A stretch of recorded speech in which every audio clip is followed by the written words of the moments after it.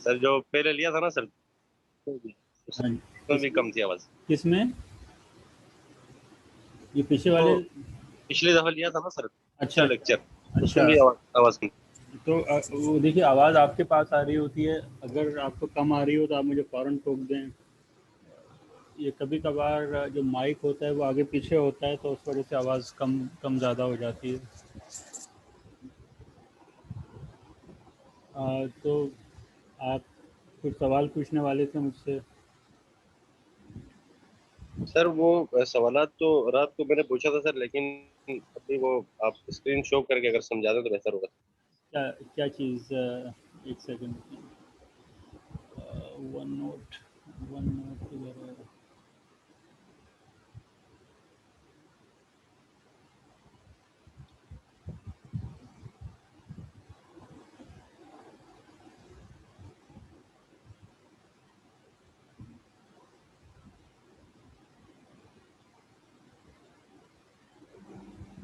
Okay, screen share.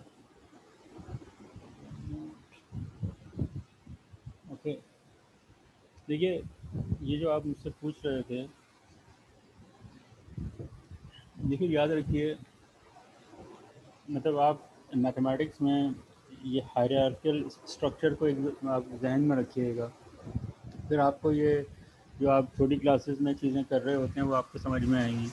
ठीक है, बुनियादी चीज़ है सेट थ्योरी। ठीक है, सेट होते हैं, कोई भी ऑब्जेक्ट्स हैं, वेल डिफाइंड चीज़ें हैं, उनका जो आई मीन कलेक्शन है उसको हम सेट कहते हैं। फिर वो जो सेट हैं वो अगर सर्टेन प्रॉपर्टीज़ को अगर सेटिस्फाई करते हैं, फॉर एग्जांपल हमें मालूम है कि जो उसी ग्रुप की प्रॉपर्टीज़ हैं, क्लोजर प्रॉपर्टी है, आइडेंटिटी है, एसोसिएटिव प्रॉपर्टी है, इन्वर्स है, तो वो फिर ग्रुप होता है। और फिर उसमें भी अगर वो कम्यूटेटिव प्रॉपर्टी को फॉलो करें तो वो बेसिकली एबेलियंस होते हैं या फिर नॉन एबेलियन हो जाते हैं। ठीक है, इन ग्रुप्स के साथ एसोसिएटेड अलजबराज होते हैं। ठीक है, तो बिल्कुल इसी तरीके से जो हमारे पास ग्रुप थ्योरी है, जैसे फॉर एग्जांपल ली ग्रुप्स हैं, राइट, वो ग्रुप्स अपने तौर पर एक चीज़ हैं, राइट, और वो जिन सिमेट्रीज को डिस्क्राइब कर रहे हैं उनसे एसोसिएटेड जो है वो बेसिकली जनरेटर्स हैं, राइट। अच्छा, अब ये समझने के लिए कि ये अलजबरा बेसिकली कहाँ से आते हैं, ठीक है, वो तो हमने बचपन में पढ़ा है ना कि आप एक्स को टू के साथ लगा दें तो वो अलजबरुल मुकाबला बन गया, क्योंकि आपने अल्फ़ाबेट को नंबर्स के साथ किया तो आपने जबर किया है। वो तो खैर चलो चीज़ें हैं, लेकिन जब हम बिल्कुल प्योर मैथमेटिक्स में जाते हैं तो वहाँ पर अलजबराज कैसे जनरेट होते हैं। तो वो जो ग्रुप्स के जनरेटर्स हैं वो एक ख़ास किस्म का के मैथमेटिकल रिलेशन कायम करते हैं, जिन्हें हम जो है वो अलजेब्रा कहते हैं। फॉर एग्ज़ाम्पल कि जैसे कि मैंने आपने इसके अंदर भी देखा होगा, और आमतौर पे हम उन्हें जो है एंगुलर मोमेंटम अलजेब्रा के नाम से या एंगुलर मोमेंटम कम्यूटेटर अलजेब्रा के नाम से जानते हैं। फ़र्ज़ करें कि मैं यहाँ जे लिखा और यहाँ सबस्क्रिप्ट में मैं आई लिख रहा हूँ, सबस्क्रिप्ट में ख्याल रखिएगा। और आई, जे और के जो मैं यहाँ पे इस्तेमाल कर रहा हूँ, ये वो आई जे के नहीं है जो कि हम छोटी क्लासेस में यूनिट वेक्टर के तौर पे इस्तेमाल करते थे। ये बेसिकली इंडेक्स हैं, दीज आर इंडेक्स या इंडाइसेस हैं। ज़्यादा बेहतर होगा कि मैं इसको इंडाइसेस ही लिखूँ।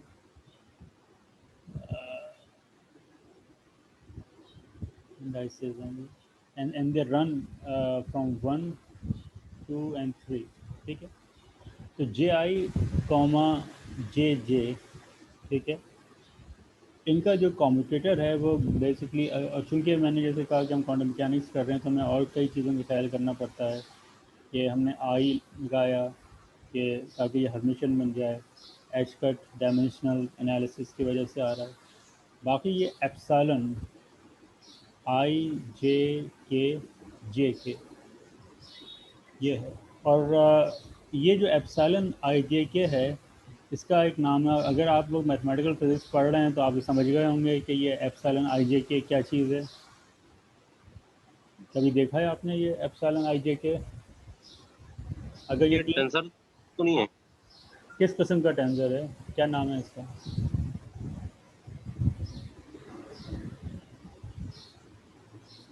कौन वेरिएंट? मैं ये पूछ रहा हूँ उसका नाम क्या है।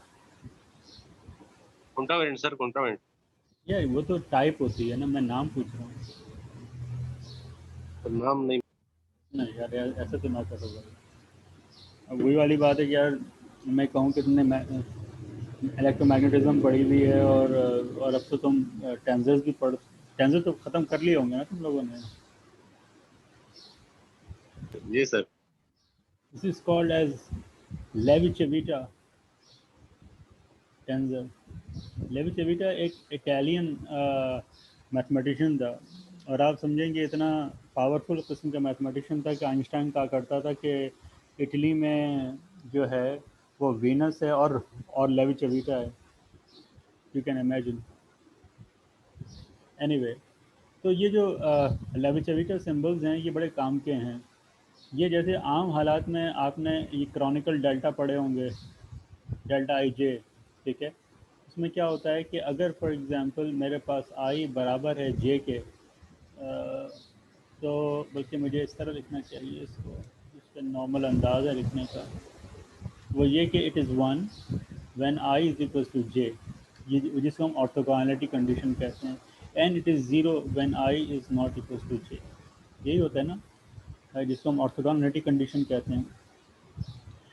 अच्छा, जहाँ पर हमारी परमुटेशन इम्पॉर्टेंट हो जाए, कि जहाँ पर इंडेक्स के आगे पीछे होने से साइंस में फ़र्क पड़ रहा हो, तो वहाँ पे हमें लेविचेविटा टेंसर्स का, या बाज़ दफ़ा, अब जैसे यहाँ पर ये जो सिचुएशन है, तो ये बेहतर है इसके लिए यहाँ वर्ड इस्तेमाल करें लेविचेविटा सिंबल्स,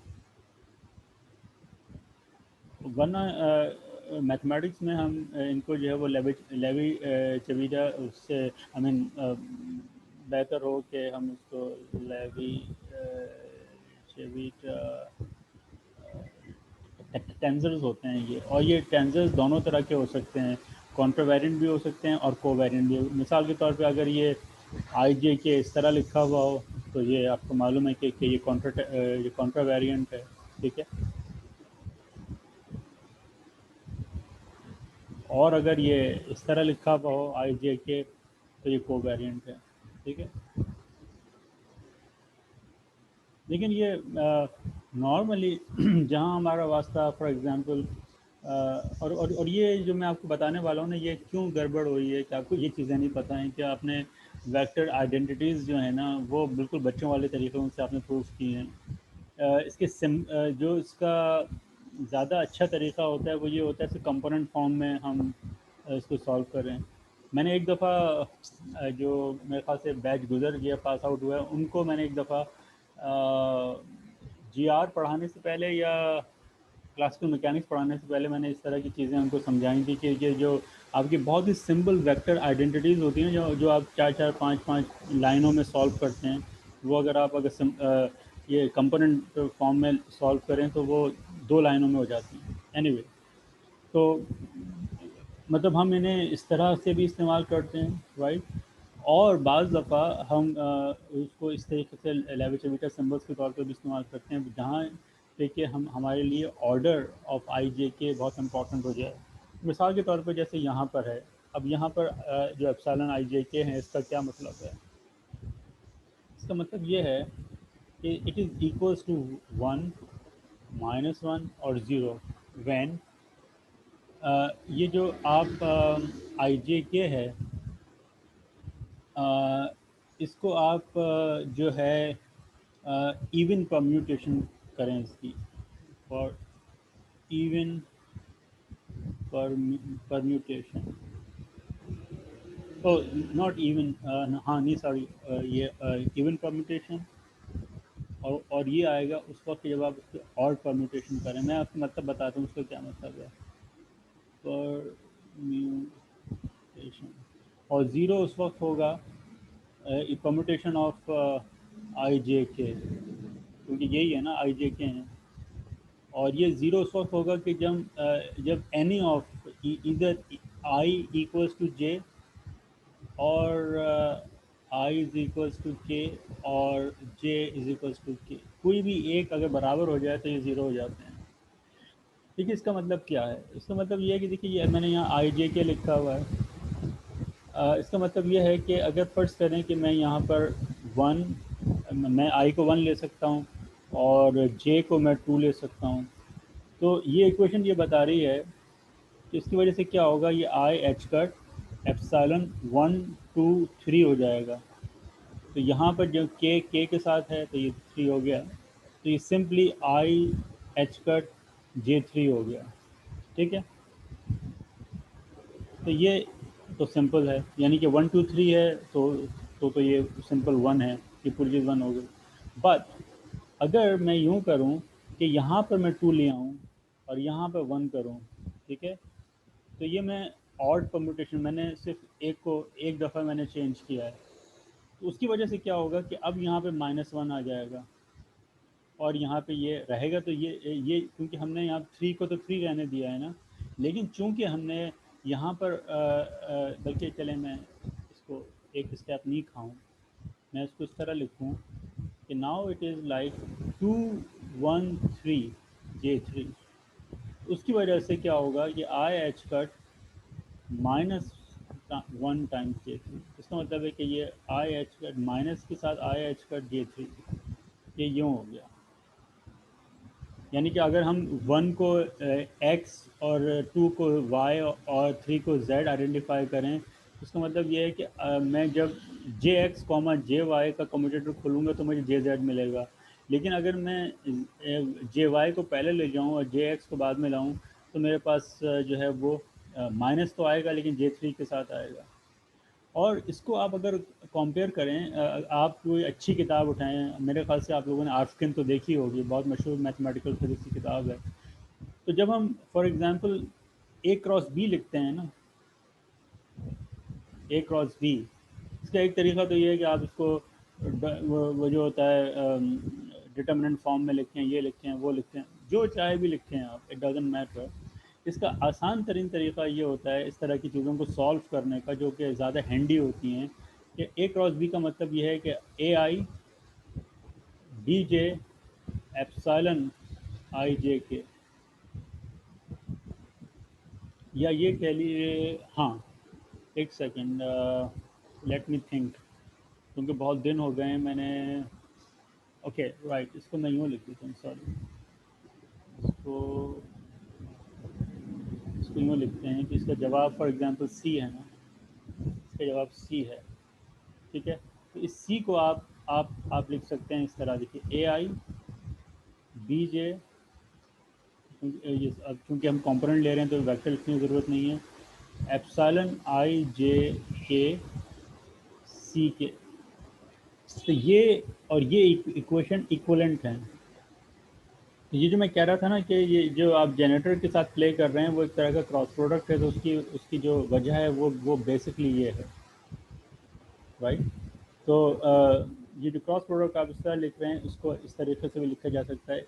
इसका मतलब ये है कि जो आपके डिटर्मिनेंट्स हैं, डिटर्मिनेंट को भी आप इसके थ्रू रिप्लेस कर सकते हैं। और आप देखिएगा कि ये आर्फकिन वगैरह में जहाँ उन्होंने डिटर्मिनेंट्स के और ये एप्सिलॉन, ये जो लेविस-लेविटा सिंबल्स हैं, इनको डिस्कस किया हुआ है, वहाँ वो बताएगा कि जो डिटर्मिनेंट लेने का एक तरीका ये है कि आप डिटर्मिनेंट की जगह पे जब आप ले रहे हों तो आप अगर कंपोनेंट वाइज देख रहे हों, सारे कंपोनेंट की कभी कभी ज़रूरत नहीं पड़ती, तो आप उसको इसके साथ रिप्लेस कर सकते हैं, ये लेविस-लेविटा सिंबल्स के साथ। तो जहाँ जहाँ क्रॉस प्रोडक्ट्स आ रहे होते हैं वहाँ वहाँ हम ये डिटर्मिनेंट और ये इतनी सारी बड़ी बड़ी इक्वेशन लिखने के बजाय हम उसको छोटा करके इस तरह करके लिख देते हैं, और जो कंपोनेंट चाहिए आप यहाँ पे, अब आप देखें आपके पास आई जे के वन से टू तक, वन से थ्री तक रन कर रहे हैं, आप यहाँ पे वन टू या जो भी आपको वैल्यू डालनी है वो आप यहाँ डालिए, और इसके लिहाज से कि आपने इसको जो स्टैंडर्ड है इसकी वैल्यू वो है वन टू थ्री, इसके लिहाज से आप ऑड और इवन परम्यूटेशन के लिहाज से आप साइन सेट कर सकते हैं, और यहाँ पर जो भी इस के का साइन है, राइट, सॉरी जो के का नंबर है, उसके लिहाज से ये वाली जो सी का नंबर होगा वो आपके पास सेट होता रहेगा। तो इस तरह से आप सी की तीनों वैल्यू हासिल कर सकते हैं, वन टू थ्री। इसी तरह आप ए और बी की तीनों वैल्यू इस्तेमाल कर सकते हैं 1 2 3, तो वो आप सारी डिटर्मिनेंट की वैल्यू जो है वो आप कैलकुलेट कर सकते हैं, क्योंकि आपको याद है ना कि ए क्रॉस बी का मतलब कैलकुलेट करने का मतलब डिटर्मिनेंट जो होता है, तो आप ये डिटर्मिनेंट कैलकुलेट कर रहे हैं या क्रॉस प्रोडक्ट कैलकुलेट कर रहे हैं। तो अब आपको ये देख के कोई हैरत नहीं होनी चाहिए कि जब आप आई क्रॉस जे करते हैं तो आपको जो है वो z क्यों यानी कि k क्यों मिलता है, और जब अगर आप j क्रॉस i कर देते हैं तो आपको माइनस k क्यों मिल रहा होता है। क्यों? क्योंकि उसके पीछे जो चीज़ें चल रही हैं वो इस तरह की हैं, यानी कि आप उन्हें बुनियादी तौर पर इस फॉर्म में लिख सकते हैं, और जहां आप उनको इस तरह से परम्यूट कर रहे हैं इंडाइसिस को, तो दैट इज़ जनरेटिंग -1, राइट। तो ये जो जनरेटर्स हैं जो मैंने आपको यहाँ पे बताया J1 टू J3, ये मिल के और मतलब ये सब ये क्यों हो रहा है, इसलिए हो रहा है कि ये जो जनरेटर्स हैं ये मिल के वेक्टर स्पेस बना रहे हैं। ली ग्रुप हैं, ली ग्रुप के जो जनरेटर्स होते हैं वो जो है वो क्या करते हैं, वेक्टर स्पेस बनाते हैं, राइट। और वो जनरेटर की वेक्टर स्पेस होती है। तो जिस तरह यानी कि जो ली ग्रुप है फॉर एग्जांपल SU2, राइट, उसके ये जनरेटर्स हैं, राइट। तो अब ये जो हमारे पास जनरेटर्स हैं ये बेसिस वेक्टर्स का काम कर रहे हैं, बिल्कुल ऐसे कि जैसे कि हमारी आम जिंदगी में आई जे और के बेसिस वेक्टर्स का काम करते हैं। और हम किसी भी फॉर एग्जांपल वेक्टर को अगर वो 3 डायमेंशन में लिखा हुआ है तो हमें मालूम है कि वो हम इन टर्म्स ऑफ आई जे के लिख सकते हैं। इसी तरीके से वो जो हमारी जनरेटर स्पेस है उसमें हम कोई भी रोटेशन देखना चाहें तो वो लिखी जा सकती है in terms of these 3 generators. Exactly 1-to-1 correspondence है। तो जिस तरीके से भी आप आई जे के साथ प्ले कर सकते हैं, बिल्कुल उसी तरीके से आप जो है वो इन जनरेटर्स के साथ प्ले कर सकते हैं। आम उसके अंदर आप क्रॉस प्रोडक्ट जो ले रहे होते हैं वो इस तरह ले रहे होते हैं, but fundamentally what you are really doing, you are solving commutators of this basis vectors. तो ये जो कम्यूटेटर्स हैं ये basically they are more fundamental than this cross products, right. तो क्रॉस प्रोडक्ट्स तो ज़्यादा बहुत हुआ जो आपके स्पेस लाइक वेक्टर्स के साथ इस तरह कर सकते हैं ना, बट ये कम्यूटेटर अलजेब्रा जो है वो आपके पास किसी किस्म के भी ऑपरेटर्स हों, इंतहाई एब्स्ट्रैक्ट ऑपरेटर्स हों, इट डजेंट मैटर। मतलब जैसे कि SU2 सिमेट्री है वो तो आपको पता है एब्स्ट्रैक्ट सिमेट्री है, हमारे आम उसमें तो नहीं है। वो तो इत्तेफाकन SU2 जो ग्रुप है वो अपने अंदर SO3 ग्रुप कंटेन करता है, तो वो जो रोटेशन का ग्रुप है वो उसके अंदर आ जाता है, राइट। लेकिन इसके अलावा अगर आप SU2 की दूसरी रिप्रेजेंटेशन देखें तो वो उसकी एक पर्टिकुलर रिप्रेजेंटेशन है कि जब J की वैल्यू 1 है, राइट, अगर J की वैल्यू हाफ हो तो वो आपके पास स्पिन अलजेब्रा आपके पास आ जाता है। वो जो ऑपरेटर्स हैं वो बेसिकली स्पिन के ऑपरेटर्स होंगे वो। तो ये इस तरह की चीज़ें हैं, तो इस वजह से मैंने ये आपसे कहा था कि ये बेसिकली जो क्रॉस प्रोडक्ट है वो कम्यूटेटर अलजेब्रा की याद दिलाता है हमें। तो कुछ बात, हाँ जी नाइला आप पूछिए। सर आइसो सिंगलेट्स और आइसो ट्रिपलेट्स के बारे में ज़रा बता दें, हाँ में क्या डिफरेंस है। ठीक है, और कोई सवाल? ये जो मैंने अभी कुछ डिस्कस किया इसके मुतालिक कोई सवाल है, इसको वाइंड अप करें आगे बढ़ने से पहले। नो सर, इससे सही नहीं है। सर समझ आ गया सर।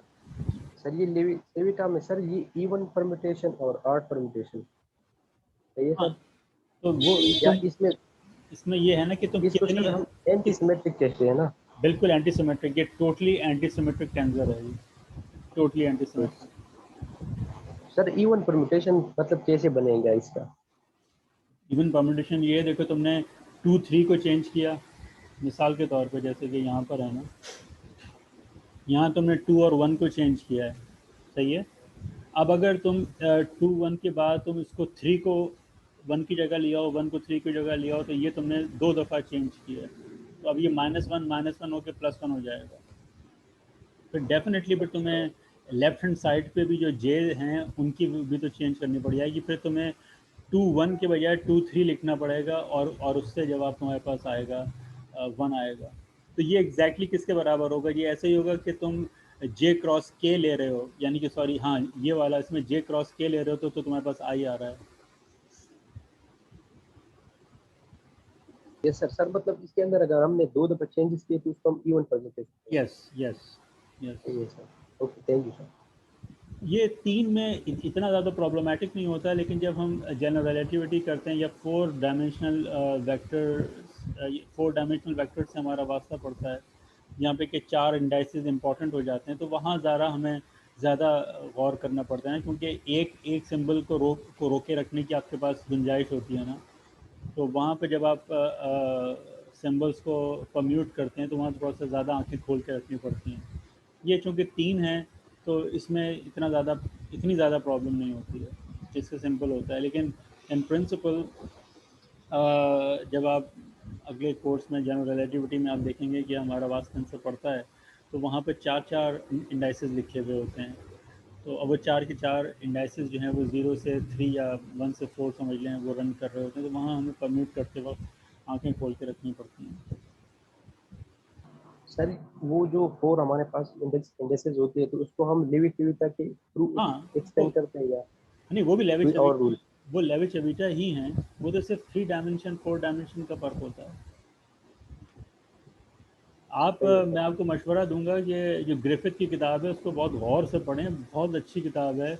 और उस बेचारे ने लेविचेविटा सिंबल्स के बहुत सारी एक्सरसाइजेस भी प्रूव कराई हुई हैं।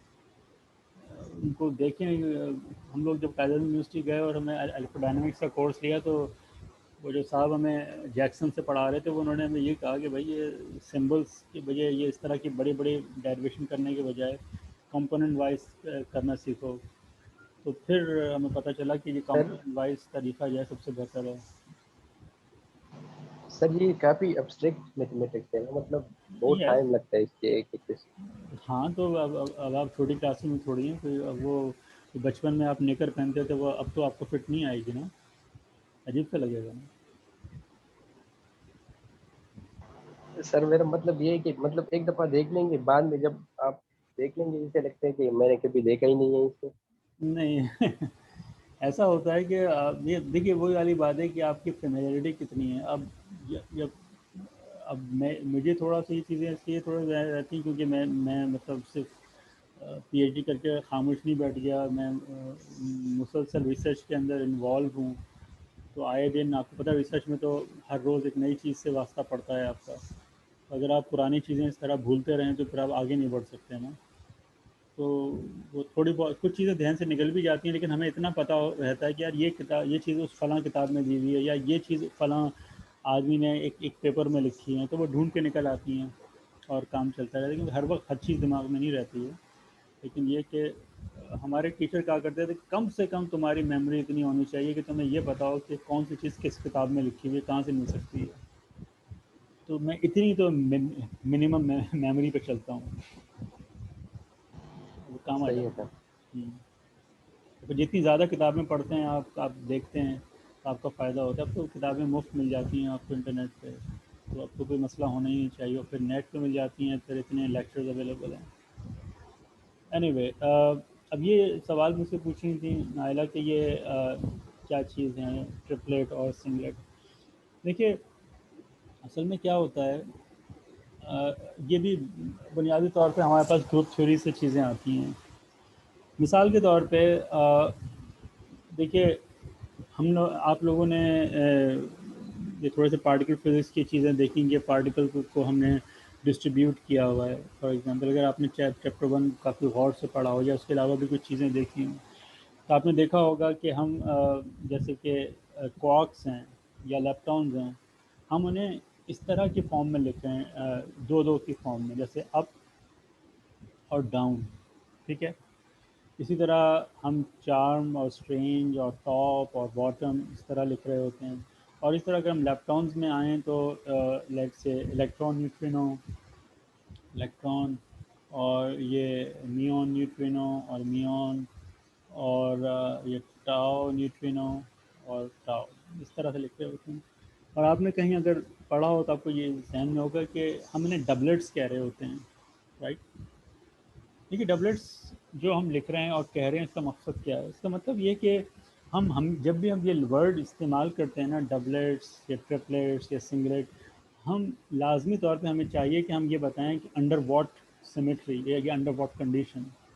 तो ये जो हमारे पास क्वार्क्स हैं, they are doublet under SU2, but quarks are triplet under SU3। ये बड़ी इंटरेस्टिंग चीज़ है। और जो हमारे पास for example right handed quarks हैं, ये आपको शायद पता हो कि ये सारी चीज़ें लेफ्ट हैंडेड हैं। वो खैर हम हैंडेडनेस में हम बाद में जाके आएंगे। और फिर उसके बाद जो राइट हैंडेड क्वार्क, जो राइट हैंडेड अप क्वार्क है या right handed right handed down quarks हैं, ये सिंगलेट्स हैं, राइट। क्या फ़र्क है? देखिए, सिंगलेट का मतलब सिंपल ये है कि it is something like a scalar, जिसके कोई कंपोनेंट्स ना हो, राइट। सिंगलेट का मतलब सिंपल ये होता है। अच्छा, और जो ट्रिपलेट्स हैं, triplets are like kind of vector. जैसे कि एक वेक्टर है आपके पास आर, उसको उसके आपको मालूम है कि आप उसके 3 कंपोनेंट्स बना सकते हैं, जैसे कि RXI, RYJ एंड RZK, ठीक है। और ये सारे मिलके ये एक आर वेक्टर बनाते हैं, राइट। तो आप कह सकते हैं ये तरह के ये जो है हमारे सामने ट्रिपलेट रखा हुआ है। लेकिन जब हम यहाँ पे पार्टिकल फिजिक्स में या ग्रुप थ्योरी में ट्रिपलेट्स की बात कर रहे होते हैं, उनका एक एक्स्ट्रा मीनिंग होती है, और वो क्या होती हैं वो ज़रा समझने वाले हैं। या डबलेट्स हैं, इनका क्या मतलब है? देखिए, ये बेसिकली कहाँ से आ रहे हैं। जैसे कि फॉर एग्जांपल मेरे पास एक एक एक एक स्टेट है स्पिन हाफ, और एक और स्टेट है स्पिन हाफ, ठीक है। जैसे कि फॉर एग्जांपल 2 क्वार्क्स हैं, या 2 इलेक्ट्रॉन्स हैं, या 2 फॉर एग्जांपल इलेक्ट्रॉन्स मतलब आप ये देखना चाह रहे हैं कि अगर मैं एक ऐसी स्टेट बनाऊं जिसमें कि बाकी सब चीज़ें डिफरेंट हों, और जो मेन चीज़ जो किरदार अदा कर रहे हो वो उसके स्पिन हो, हाफ हाफ। तो अब अगर आप फर्ज करें इन 2 स्पिन के जो पार्टिकल्स हैं, इनको अगर आप ऐड करना चाह रहे हैं, तो जो आपके पास नई स्टेट्स बनेंगी वो किस तरह की हो सकती हैं, ठीक है। तो उसका उसमें होता ये है कि आपको ये देखना पड़ता है कि जब आप इनको जो है वो आपस में ऐड कर रहे हैं, तो ऐड होके क्या क्या स्टेट बन सकती हैं। तो मिसाल के तौर पे जैसे कि मैं आपको बताऊं, ये क्या कहना चाहिए, इसमें मेरे पास रुकें, कोई और ज़्यादा अच्छी एग्जांपल मेरे सामने आ रही है। मैं आप 1 मिनट में मैं आपको एग्जांपल दे रहा हूँ।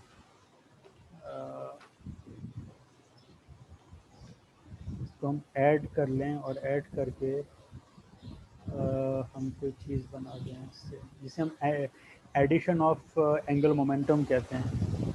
मिसाल के तौर पे जैसे मैं आपके पास कह रहा हूँ हाफ कह रहा हूँ, तो देखिए अब ये हाफ किस तरह से ऐड हो सकता है। एक तो इस तरह से ऐड हो सकता है कि ये हम इसको ऐड करें तो ये 1 हो जाए, और जो जो जो हमारे पास स्पिन है, दूसरी ओरिएंटेशन पॉसिबल है वो ये है कि ये हो के 0 हो जाए, ठीक है।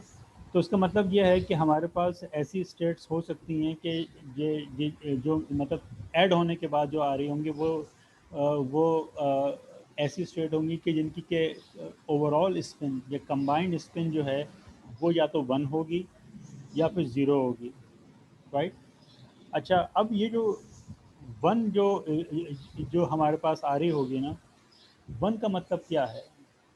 ये जो हम इसके कंपोनेंट निकालते हैं कि ये इसके कितने कंपोनेंट हो सकते हैं, तो शायद आपको पता हो वो इस तरह निकाले जाते हैं 2j+1। अब चूँकि हम यहाँ पे स्पिन की बात कर रहे हैं तो बेहतर है कि हम 2s+1 की बात करें। अगर मैं यहाँ पे s की जगह पे 1 रखूँ +1, तो ये हमारे पास 3 हो जाएंगी। ऑन दी अदर हैंड अगर मैं यहाँ पे s की जगह पे 0 रखूँ, तो ये मेरे पास 1 रहेगी। इसका मतलब है क्या? इसका मतलब ये है कि यहाँ पर मेरे पास एक ऐसी ऑब्जेक्ट आया है जिसका एक ही कंपोनेंट है, ठीक है।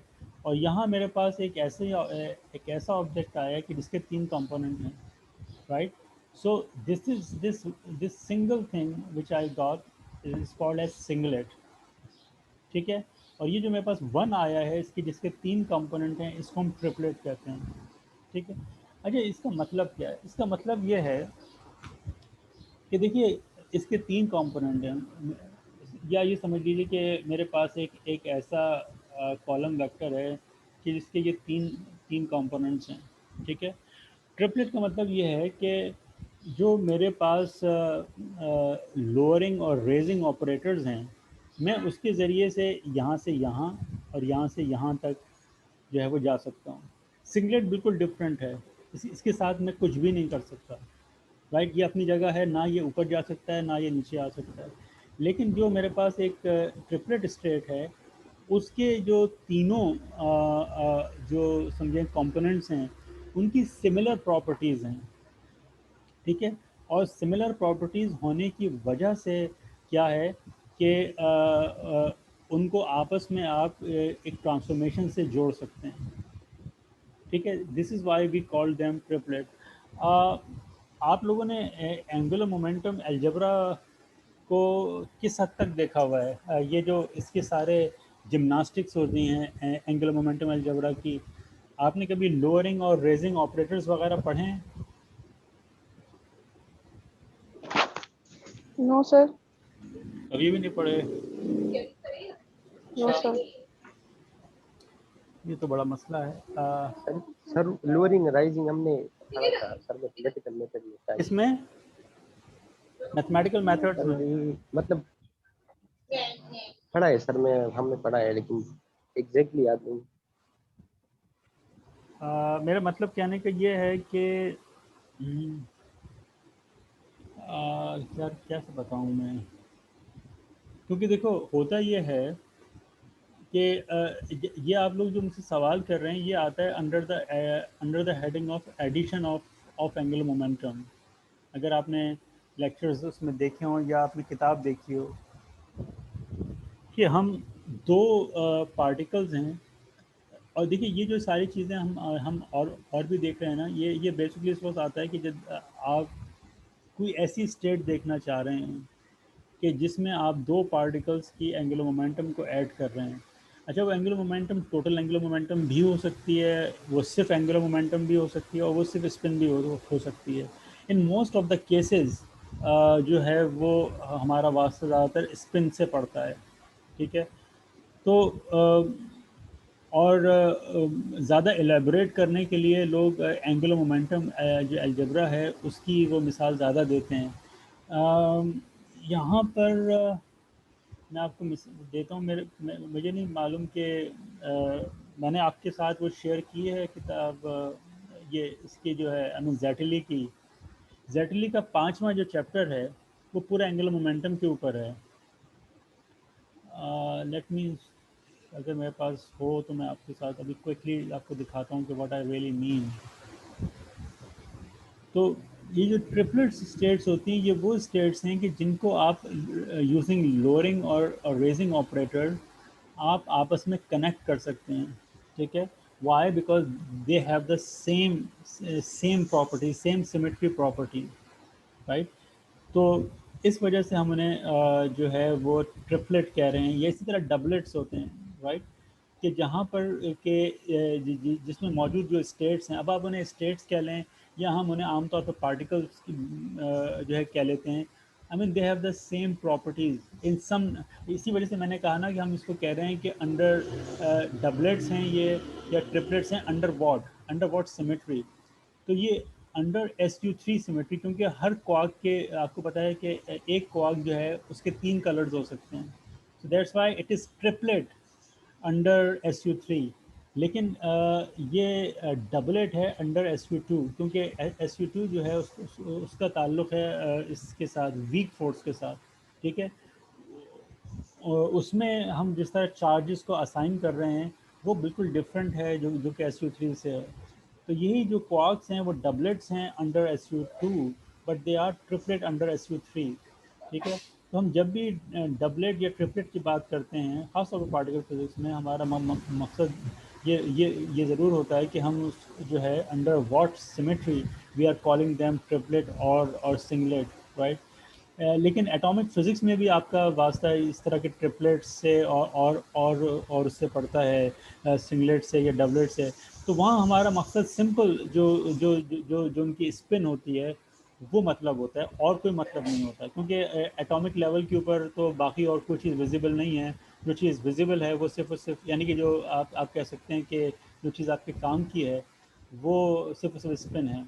ये मैं आपके साथ जेटली के कुछ चीज़ें शेयर कर रहा हूँ। ये देखिए, ये आई आपके सामने, ये जो इसका 5वां चैप्टर है, ये जनरल फॉर्मुलिज्म ऑफ एंगुलर मोमेंटम, ये यहाँ से बात शुरू कर रहा है। ये इससे पहले भी इसने बहुत चीज़ें करतब किए हुए हैं, कम्यूटेटर्स खोले हुए हैं, वो हमारे इतने काम के नहीं हैं। यहाँ से ये जो पूरा फॉर्मुलिज्म शुरू कर रहा है, तो ये देखिए ये किस तरीके से जे स्क्वायर और जे जी की ये आइगन वैल्यूज़ निकालेगा। वो सवाल भी रह गया, उन्होंने मुझसे पूछा था कि हम सिर्फ जे जी को क्यों डिफ़ाइन करते हैं, बाकी ये दो क्यों रह जाते हैं। अब टाइम हमारे पास कम रह रहा है, वरना हम उस पर भी अगली दफ़ा बात कर लेंगे। बहरहाल फ़िलहाल अगर हम ये मान लें कि हमारे पास जे स्क्वायर के बाद ये जो काज़िमियर ऑपरेटर, उसके बाद सिर्फ एक ही वेक्टर हम और डिफ़ाइन कर सकते हैं, तो ये उनके आइगन वैल्यूज़ मालूम करने का पूरा प्रोसीजर उसने दिया हुआ है। और फिर ये जो जे प्लस और ये जो जे माइनस हैं, ये बेसिकली लोअरिंग और रेजिंग ऑपरेटर्स हैं, ठीक है। और फिर इनके कम्यूटेटर्स हैं। ये हम ऐसा क्यों मालूम कर रहे हैं, ये इसकी वजह आपको थोड़ी देर में यहाँ से पता चलेगी। और फिर ये सारा कुछ कर आके आप ये देखिए कि यहाँ पे ये जे की वैल्यू मालूम कर, यानी कि जे की करस्पॉन्डिंग आइगन वैल्यू मालूम करेगा, जे स्क्वायर की मालूम करेगा। और फिर ये आप देखें ये लोअरिंग और रेजिंग ऑपरेटर्स हैं, कि किस तरीके से जे प्लस लग रहा है तो वो स्टेट को ऊपर लेके जा रहा है, और जे माइनस लग रहा है तो वो नीचे लेके जा रहा है। आप देखें कि ये जे प्लस है तो ये ऊपर, जो उसकी एम जिसका प्रोजेक्शन है वो उसको ऊपर कर रहा है, और जो माइनस वाला लग रहा है वो उसको नीचे लेकर आ रहा है, एंड सो ऑन। तो ये जो ट्रिपलेट या डबलेट्स की बात कर रहे हैं, उनका मकसद ये है कि उसके जो दो कंपोनेंट हैं उनको आप आपस में कनेक्ट कर सकते हैं बाय यूजिंग जे प्लस और जे माइनस। मतलब आपके पास अगर फ़र्ज़ करें कि एक स्टेट है, जैसे मैंने आपको बताया, इवन अगर फ़र्ज़ करें कि हमारे पास कुछ 4 डायमेंशनल स्टेट हो, 1 2 3 4, तो आप अगर जे प्लस को आपने यहाँ से लगाना शुरू किया, जे माइनस तो आप एक दफ़ा लगा के यहाँ आएंगे, फिर यहाँ आएंगे, फिर यहाँ आएंगे। इसी तरह आप यहाँ से यहाँ, यहाँ से यहाँ, यहाँ से यहाँ जा सकते हैं। तो ये सारे जो एक स्टेट में जो उसकी कंपोनेंट हैं उनको हम आपस में रिलेट कर सकते हैं। That's why we call a single entity is called as multiplets, क्योंकि इसके एक से ज़्यादा कंपोनेंट्स हैं, ठीक है। और इसका हर कंपोनेंट, अगर हम पार्टिकल फिजिक्स की बात करें तो इनमें से हर कंपोनेंट जो है वो एक पार्टिकल है। एटॉमिक स्टेट्स में जो है वो सिर्फ वो स्टेट्स हैं, लेकिन हम पार्टिकल फिजिक्स में बात करें क्योंकि हम वो सारी चीज़ें पार्टिकल्स के ऊपर लगा रहे होते हैं, तो इसमें से हर स्टेट जो है, जो यहाँ पे हम आपस में कनेक्ट कर रहे हैं, वो हर स्टेट एक। ये किसने अपना माइक खोला हुआ है, बंद करें उसको, ठीक है। तो आपको 1415 लगाए थे, लेकिन आप इसको बंद करो। ये किसने माइक खोला हुआ है? 5 मिनट आदिल, 10 मिनट आप बंद दीजिए। ओके। सो ये इनके बेसिकली मकसद हैं। तो ये सब चीज़ें बेसिकली जाके ग्रुप थ्योरी के साथ कनेक्ट होती हैं, क्योंकि ग्रुप थ्योरी के ये जनरेटर्स हैं, उन जनरेटर्स की मदद से आपने जे प्लस जे माइनस बनाए। आपको जैसे आपको मैं अभी दिखाऊं, हमने जे प्लस ये जो सारे ऑपरेटर्स जो बनाए हैं, ये आप देखिए हमने इन्हीं की मदद से बनाए हैं। यहाँ हमने डिफ़ाइन किया है। आप देख सकते हैं कि ये कहाँ गए, पीछे से पीछे वाले पेज पे बनाए हैं हमने। ये देखिए, इसमें जे एक्स और जे वाई हैं, इनके कॉम्बिनेशन, लीनियर कॉम्बिनेशन से हमने ये ऑपरेटर बनाए। और ये जो तरीका है ये बिल्कुल स्टैंडर्ड तरीका है। आप देखें कि इवन हम ये जो लोअरिंग और रेजिंग ऑपरेटर्स हैं, आप इनको इस तरह से भी इस्तेमाल कर सकते हैं algebraically, but you can also define them in terms of matrices, जो कि इसने आगे जाके किया है। हमारे पास टाइम कम रह रहा है, वरना ये देखिए ये जो एग्जांपल दी हुई है इसने हम ये भी कर सकते हैं कि हम इन